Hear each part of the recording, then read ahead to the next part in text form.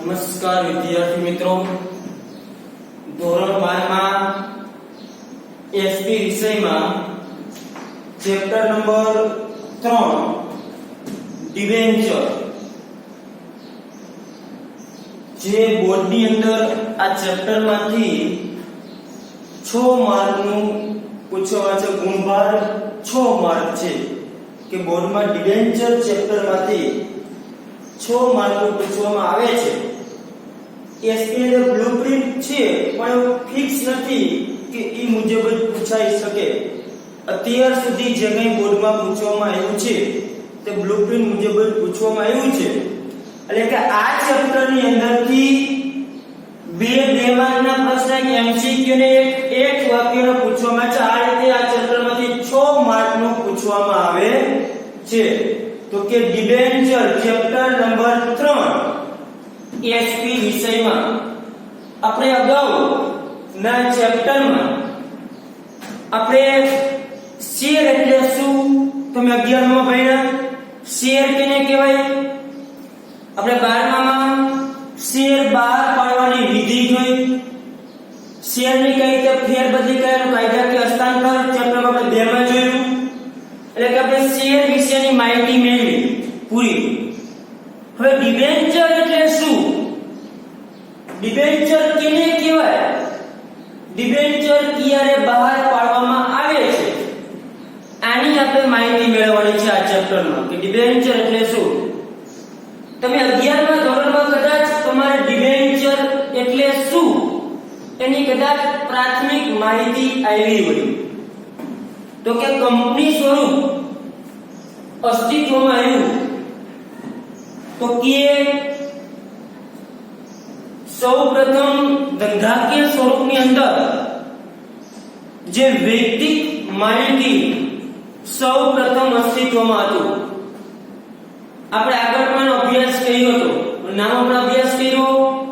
SP માં પણ આપણે જે શેરનું ચેપ્ટર ભણતા ત્યારે પણ મેં તમને વાત કરી હતી કે ધંધાકીય સ્વરૂપમાં સૌપ્રથમ વૈયક્તિક માલિક એટલે કે એકાકી વેપારી અસ્તિત્વમાં હતું. પણ એકાકી વેપારીની અમુક મર્યાદા મૂડી અને શ્રમની આપણે વાત કરી કે ભાઈ એકલો વેપારી હોય તો એ નાણાં પણ પ્રમાણમાં લાવી શકે, પ્લસમાં એને શ્રમની પણ મર્યાદા ઊભી થાય છે કે ભાઈ એક વ્યક્તિ હોય તો એને ત્યાં બહાર જવાનું થાય, કોઈ પ્રસંગમાં જવાનું થાય ત્યારે ધંધો બંધ રાખવો પડતો. એટલે જેના કારણે ભાગીદારી પેઢી અસ્તિત્વમાં આવી. એ આપણે આગળ જોયું નામાની અંદર પણ. નામામાં આપણે પહેલા ચેપ્ટરમાં ભાગીદારી પેઢીની ચર્ચા કરશું કે ભાગીદારી પેઢી એટલે શું. એ નામામાં આપણે એસપીમાં પણ જ્યારે પહેલું ચેપ્ટર આપણે સ્ટાર્ટ કર્યું ત્યારે વાત કરી કે ભાગીદારી પેઢીનો જન્મ થયો જેના કારણે તો કે શ્રમ અને મૂડી થોડીક મર્યાદા ઘટી. તો કે ભાગીદારી પેઢીમાં શું થયું તો કે હવે એક કરતા વધારે વ્યક્તિ ધંધો કરશે. એટલે કે 2 કે તેથી વધારે વ્યક્તિઓ પાર્ટનરશિપમાં ધંધો કરશે જોડાઈને. જેના કારણે તો કે 2 થી વધારે વ્યક્તિઓ ભેગા થયા એટલે તો કે શ્રમની મર્યાદા થોડી દૂર થઈ. તો કે 3 વ્યક્તિ ધંધો કરતા હોય તો કદાચ એક વ્યક્તિને કે બહાર ખરીદી કરવા જવાનું હોય અથવા તો એને કે પ્રસંગ કે ધંધો બંધ નહીં રહે પણ અન્ય ભાગીદારો જે છે એ ધંધો ચલાવે છે. પણ ભાગીદારી પેઢીમાં પણ મૂડીની હજી થોડી મર્યાદા હતી. એટલે મૂડીની જે મર્યાદા છે આ સિવાય ભાગીદારી પેઢીમાં કોઈને નવો ભાગીદાર એન્ટર કરવો હોય, કોઈ ભાગીદાર એક્ઝિટ એટલે કે નીકળી જાય ત્યારે ખૂબ જ લાંબી પ્રોસેસ કરવી પડતી.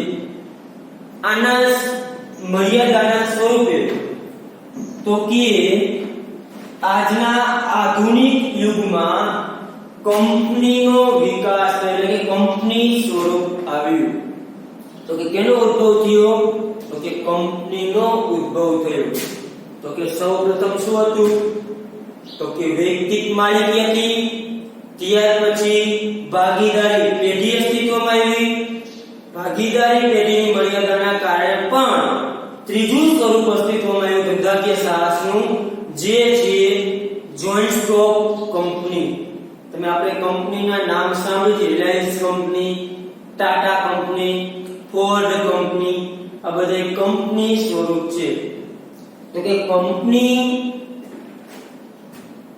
નાણાં મેળવવા માટે તો કે કંપની નાણાં બે રીતે મેળવે છે એક માલિકીની મૂડી અને એક ઉછીની મૂડી કંપની નાણાં કેવી રીતે મેળવે છે તો કે બે રીતે તો કે એક માલિકીની મૂડી દ્વારા અને એક મેળવે ઉછીની મૂડી દ્વારા તો કે માલિકીની મૂડી કંપની શેર દ્વારા મેળવે અને ઉછીની મૂડી કંપની ડિબેન્ચર દ્વારા મેળવે તો કે કંપની સ્વરૂપ અસ્તિત્વમાં આવ્યું એટલે જોઈન્ટ સ્ટોક કંપની જે નાણાં મેળવે છે એ નાણાં કંપની બે રીતે મેળવે માલિકીની મૂડી અને બીજું છે ઉછીની મૂડી તો કે માલિકીની કંપની મૂડી જે રહે એ જે આપણે શેરમાંથી શેર બહાર પાડે જે નાણાં કંપનીને મળે કોઈ પણ કંપની સ્વરૂપ અસ્તિત્વમાં રહે કંપનીએ ફરજિયાત શેર બહાર પાડવા પડે ફરજિયાત છે શેર બહાર પાડવા એટલે કંપની ફરજિયાત રીતે શેર બહાર પાડશે તો કે શેર બહાર પાડી જે નાણાં કંપની મેળવે જે રૂપિયા મેળવે છે એને માલિકીની મૂડી કહેવાય જે શેર ધારકો આપણે વાત કરી આગળના ચેપ્ટરમાં પણ તો કે કંપની શેર બહાર પાડશે કઈ રીતે શેર ખરીદી શકાય એને આપણે વિસ્તૃત ચર્ચા અગાઉના ચેપ્ટરમાં આપણે કરી ચૂક્યા કે કંપની શેર બહાર પાડે પછી એના હપ્તા મંગાવે શેરધારકો શેરની ખરીદી કરે તો કે જે વ્યક્તિએ શેર લીધા છે એ કંપનીના માલિકો છે અને એ થઈ માલિકીની મૂડી કંપનીને એમાં બેનિફિટ શું રહ્યો તો કે શેર જે ધારકો છે શેર દ્વારા જે મૂડી મેળવી માલિકીની મૂડી છે અને જે શેર ધારકો છે તે વ્યક્તિ કંપનીને તે વ્યક્તિને ક્યારેય નાણાં પરત કરવા પડતા નથી તો કે જે શેર ધારકો જે છે મેં કંપનીના શેર લીધા હોય તો કંપની મને શેરના પ્રકાર છે ઇક્વિટી શેર પછી કયા પ્રકારના શેર છે આધાર રાખે પણ શેર ઉપર ઇક્વિટી શેર ધારક હોય તો કંપની એને જ્યાં સુધી કંપની બંધ ન થાય ત્યાં સુધી કંપનીએ શેર ધારકોને એટલે કે જેને શેર લીધા છે એને નાણાં પરત કરવાના થતા નથી દાખલા તરીકે મેં કોઈ કંપનીના શેર લીધા હોય મેં એમાં રોકાણ કર્યું કંપની શેર બહાર પાડશે મૂડી મેળવવા માટે કંપની મૂડી કેટલી રીતે મેળવશે બે ઉછીની મૂડી અને માલિકીની મૂડી માની લે કે કંપનીએ શેર બહાર પાડ્યા તો કંપની માલિકીની મૂડી મેળવવા માંગે છે હવે કંપનીએ શેર બહાર પાડ્યા અને તે શેર માની લે કે મેં લીધો તો હું કંપનીનો શેર ધારક થયો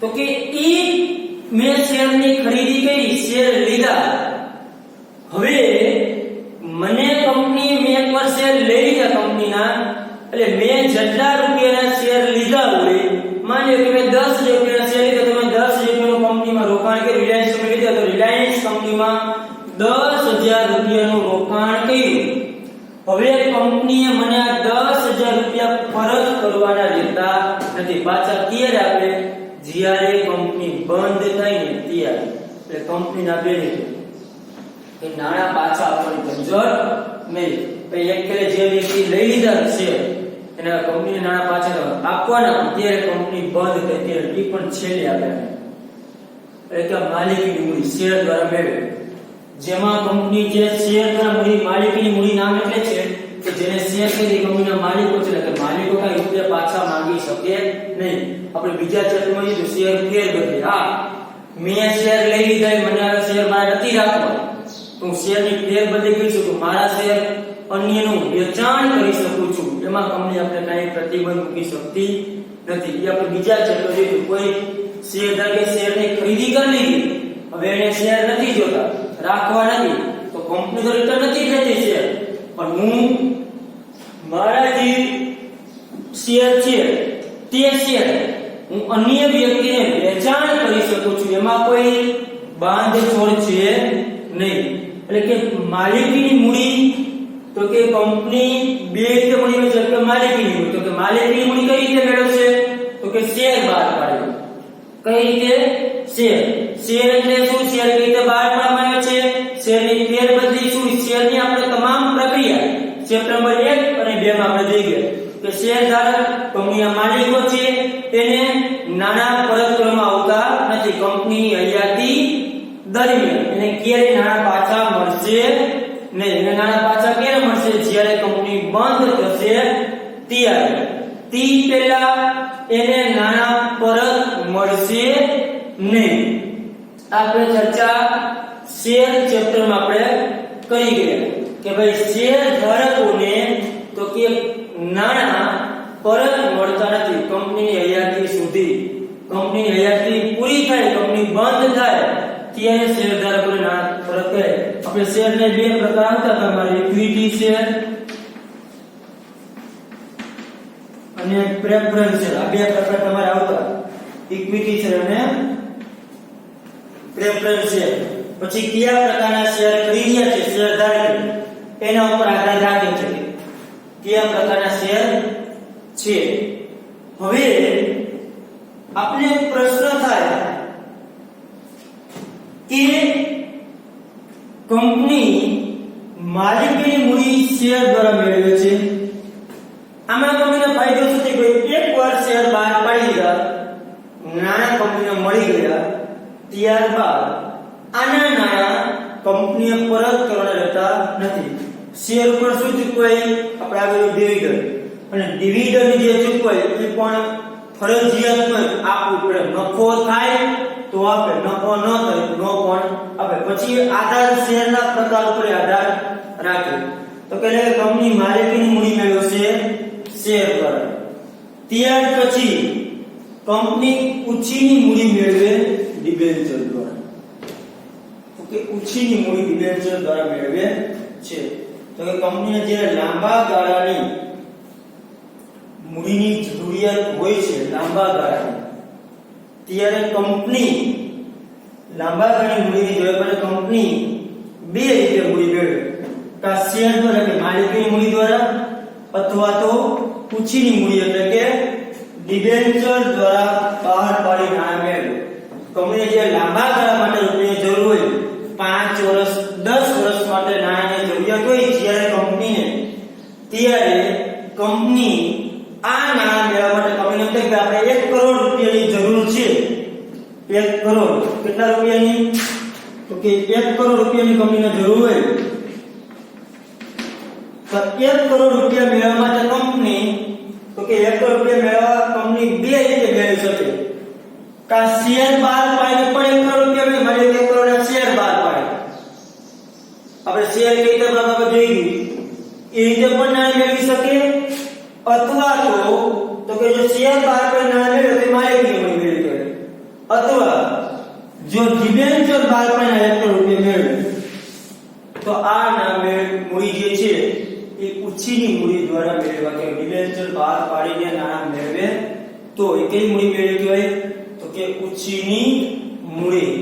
તો કે હવે આ 1 કરોડ રૂપિયા કંપની કઈ રીતે મેળવવા માંગે છે એના ઉપર આધાર રાખે. હવે સ્વાભાવિક છે કે કોઈ કંપની આપણે ડિબેન્ચર તો બહાર ન જ પાડે ને, શેર જ બહાર પાડે. ડિબેન્ચર એટલે શું એને આપણે ચર્ચા કરી. હવે જે લાંબા ગાળા માટે કંપની મૂડી મેળવે છે, તો કે કેટલી રીતે મેળવે છે?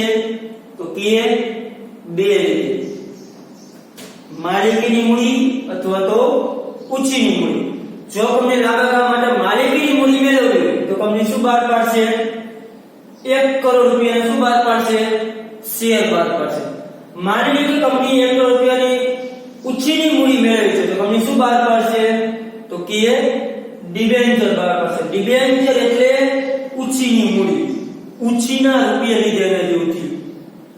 શેર કંપની બહાર પાડે અને જે 1 કરોડ રૂપિયા મેળવ્યા તો કંપનીએ ઈ નાણાં પરત કરવાના રહેતા નથી. પરત કરવાના થાય જો ઇક્વિટી શેર બહાર પાડ્યા હોય તો 1 કરોડ રૂપિયા પરત કરવાના થશે જેને શેર લીધા છે જે વ્યક્તિ એને. પણ ક્યારે?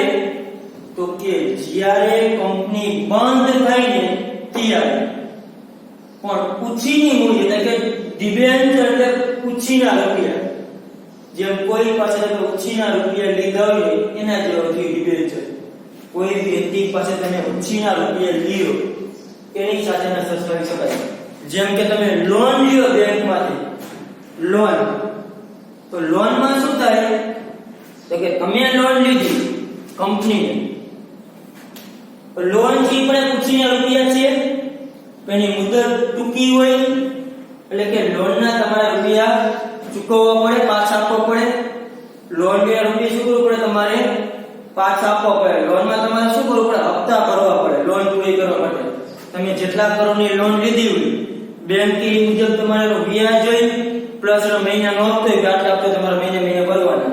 2 લાખ હોય, 3 લાખ, પછી જેટલા વર્ષની લોન હોય એ મુજબ મહિનાનો હપ્તો હોય.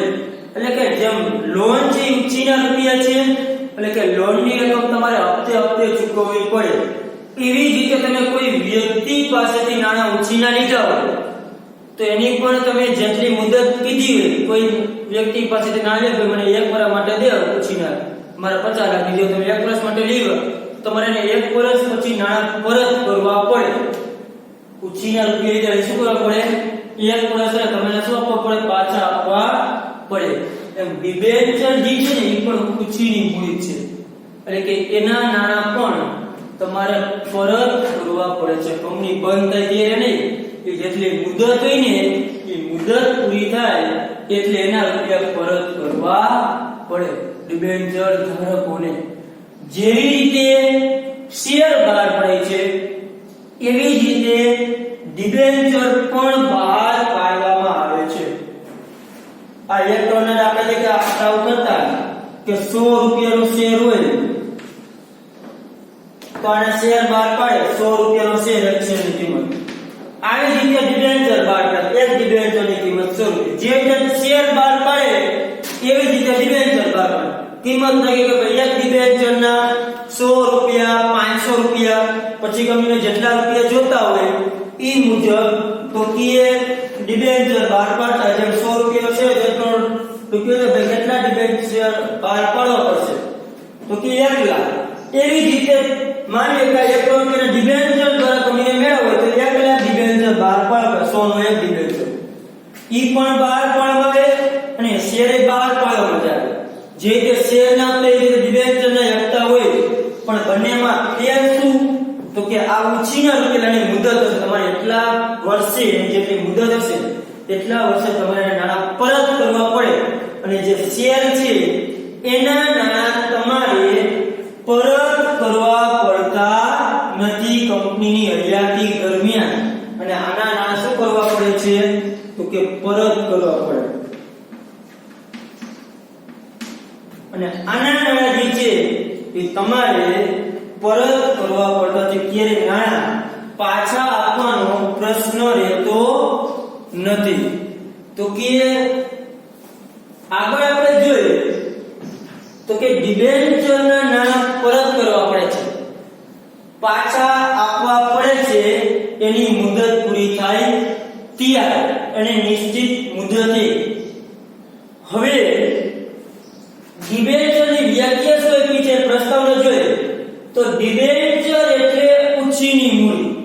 તો કે ડિબેન્ચર આપણે આગળ જોઈએ કે ડિબેન્ચર એટલે કેવી મૂડી? તો કે ઉછીની મૂડી એટલે ડિબેન્ચર. તો કે કંપનીને જ્યારે ઉછીના રૂપિયા લેવા હશે ત્યારે કાં તો ડિબેન્ચર બહાર પાડે તો લોન ભરાઈ લઈ શકે, પણ લોનમાં હપ્તા ભરવા પડે. ડિબેન્ચરમાં કટકે આવતા રહે, એટલે કે ડિબેન્ચર એટલે ઉછીની મૂડી. હવે ત્યાર પછી બીજી વ્યક્તિ એવું કીધું છે કે ડિબેન્ચર એ દેવ ઊભું કરતો અને દેવાનો સ્વીકાર કરતો દસ્તાવેજ છે. તો કે ડિબેન્ચર એ શું છે? તો કે ડિબેન્ચર જે એ દેવ ઊભું કરતો અને દેવાનો સ્વીકાર કરતો દસ્તાવેજ, દેવાનો સ્વીકાર કરતો દસ્તાવેજ છે ડિબેન્ચર જે છે તે. તો કે ડિબેન્ચર દ્વારા તો કે કંપની જેમ શેર બહાર પાડે છે, એટલે શેર સાથે કંપની શું આપે કે ભાઈ મારી પાસે કંપનીના શેર હોય તો મારી પાસે પ્રૂફ તરીકે કંપની પ્રમાણપત્ર આપે, શેર પ્રમાણપત્ર, જેમાં આપણું નામ હોય, આપણે કેટલા શેરની ખરીદી કરી તે હોય, શેરની સંખ્યા હોય, આવી વિગત એમાં દર્શાવેલી હોય છે. એવી જ રીતે તો કે ડિબેન્ચર જે છે ઈ પણ એની સાથે એક તો કે ડિબેન્ચર શું તો કે દેવ ઊભું કરતો. ડિબેન્ચર તમે બરાબર તમારું કંપનીનું દેવ ઊભું થયું, તમે જેટલા રૂપિયાના ડિબેન્ચર બહાર પાડ્યા એટલું તમારું દેવ ઊભું થયું અને દેવાનો સ્વીકાર કરતો દસ્તાવેજ છે કે ભાઈ દેવાનો શું કરશે ઈ જે જેને ડિબેન્ચર લીધા હશે એને તમે કાઈ જેને કહેવાય કે પ્રૂફ તરીકે તમારે કઈ પ્રમાણપત્ર ને કાગળ આપવું પડે, એટલે કે દેવાનો સ્વીકાર કરતો દસ્તાવેજ એટલે શું? ડિબેન્ચર. તો કે દેવ ઊભું કરે, તમે ડિબેન્ચર કંપનીનું દેવ ઊભું થયું અને એના કંપનીને જે દેવ છે એનો સ્વીકાર કરતો એક પ્રકારનો શું છે?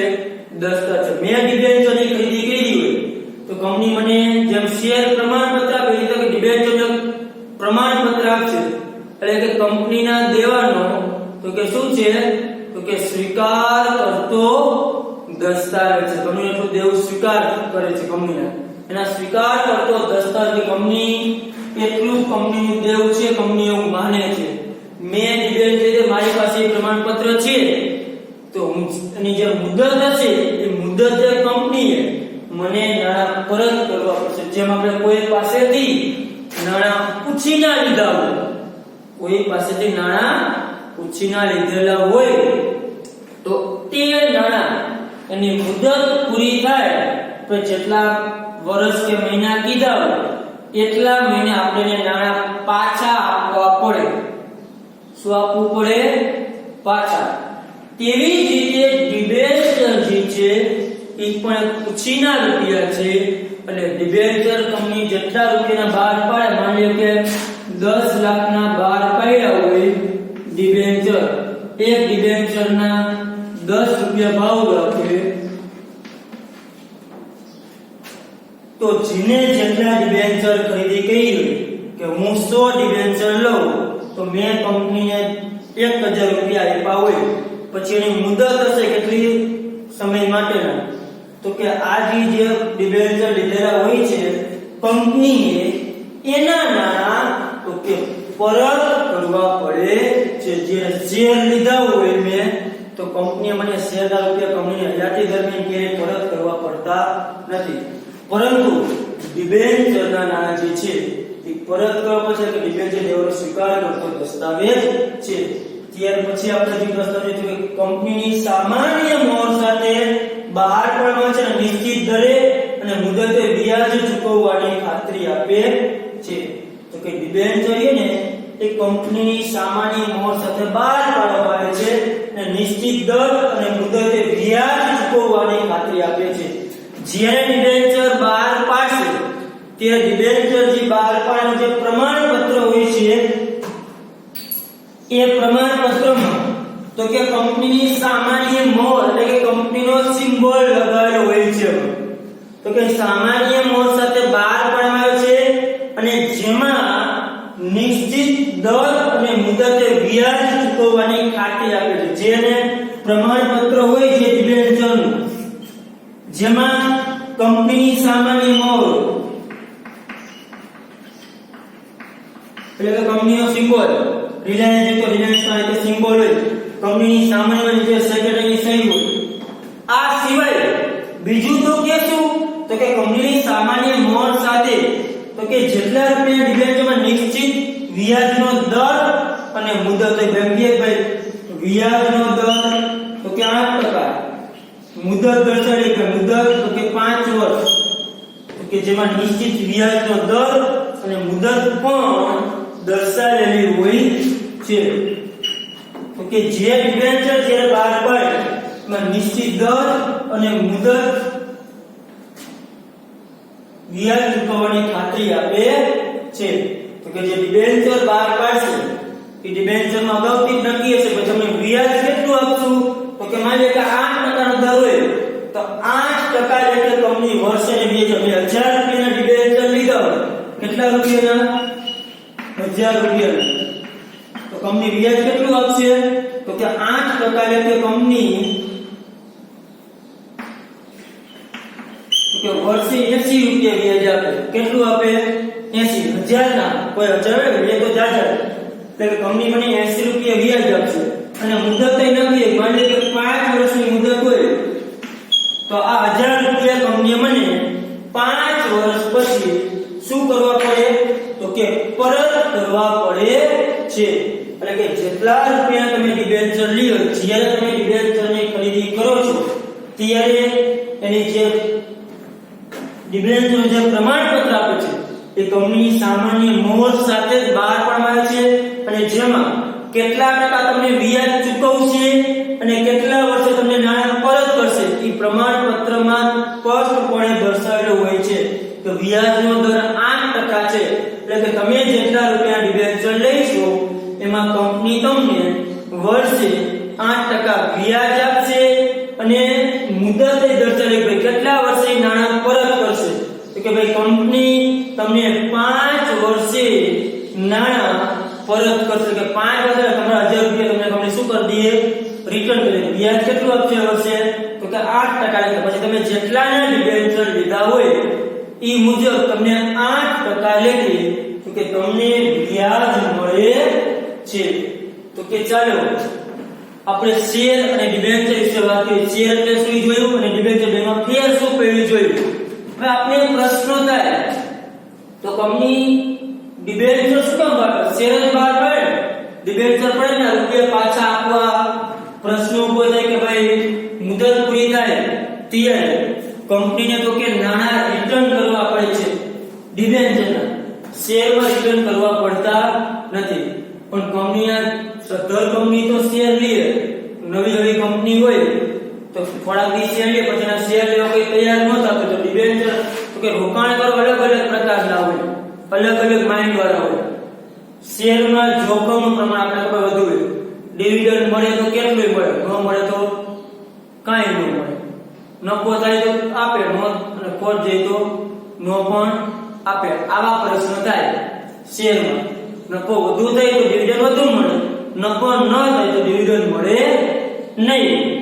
જે ડિબેન્ચરમાં તો કે વ્યાજનો દર ફિક્સ છે. નફો થાય તોય ભલે, ન થાય તોય ભલે, જેટલા ટકા વ્યાજ આપણે કોઈ પાસેથી ઉછીના રૂપિયા લેવા હોય તો એ એવું ન કે તમારી પેઢી નફો કરતો જ નથી વ્યાજ આપે. તમે કમાવું તોય ભલે, ન કમાવું તોય ભલે, એનો જેટલો વ્યાજ લેતી હોય એ લેતા હોય એટલું એને તમારે વ્યાજ આપવું પડે. કે વ્યાજનો દર એમાં કેવો છે? ફિક્સ. એટલે કે ફરજિયાત એટલું વ્યાજ તમારે ચૂકવવું પડે છે. અને આમાં આપણે તે કે નાણાં પરત કરવાનો કે પ્રશ્ન એમાં નાણાં પરત કરવા તો કે ઈ પ્રશ્ન બીજો. પણ હા આમાં નાણાં પરત તો નથી, પણ આ માલિકો છે, આ માલિકો નથી. આ એ લોકો માલિકો કહેવાય નહીં. એટલે અમુક જો કે લોકો રોકાણની વૃત્તિ અલગ હોય. રોકાણકાર કેવો છે? અમુક રોકાણકાર રિસ્ક લેવા માંગતો ભલે ભાઈ આવે તો જાજા કાનો વાત કાઈ નહીં. અને અમુક રોકાણકાર એવા હોય કે ફિક્સ વાળા હોય કે આપણે જેને કહેવાય કે ફિક્સ મળવું જોઈએ, આપણે આટલા રૂપિયા મળવા જોઈએ, ભલે આપણે ઓછું મળશે ચાલશે, તો એ લોકો ડિબેન્ચર ખરીદવામાં રસ લેતા હોય. અને કંપની પોતાનું મૂડી માળખું જાળવવા માટે રિલાયન્સ કંપની તો પણ ભલે રિલાયન્સ કંપનીને શેર વેચાઈ જાય છે, પરંતુ રિલાયન્સ કંપની પોતાનું મૂડી માળખું જાળવવા માટે રિલાયન્સ કંપની શેર અને ડિબેન્ચર બંને બહાર પાડે. ખાલી કંપની શેર બહાર પાડે ને તો એ કંપનીનું મૂડી માળખું તો જળવાય નહીં, તો કંપનીનું સંચાલન યોગ્ય થઈ શકે એટલે કંપની શેર અને ડિબેન્ચર બંને બહાર પાડતી હોય. ચાલો શેર અને ડિબેન્ચર વિશે આપણે ચર્ચા કરી. પછી આપણે ડિબેન્ચરની વ્યાખ્યા આપણે જોવાની છે કે ખરેખર ડિબેન્ચરની વ્યાખ્યા શું છે કે આપણે નેક્સ્ટ લેક્ચરમાં જોશું. તે પહેલા હું તમને ક્વેશ્ચન પૂછું છું જેનો તમારે જવાબ આપવાનો છે. કંપની ઉછીની મૂડી મેળવવા માટે શું બહાર પાડે છે? ફરીથી ક્વેશ્ચન બોલું છું. કંપની ઉછીની મૂડી મેળવવા માટે શું બહાર પાડે છે? આનો જવાબ તમારે કોમેન્ટ બોક્સમાં લખવાનો છે કે કંપની ઉછીની મૂડી મેળવવા માટે શું બહાર પાડે છે, એટલે કે ઉછીની મૂડી કઈ રીતે મેળવે છે. ચાલો થેન્ક યુ.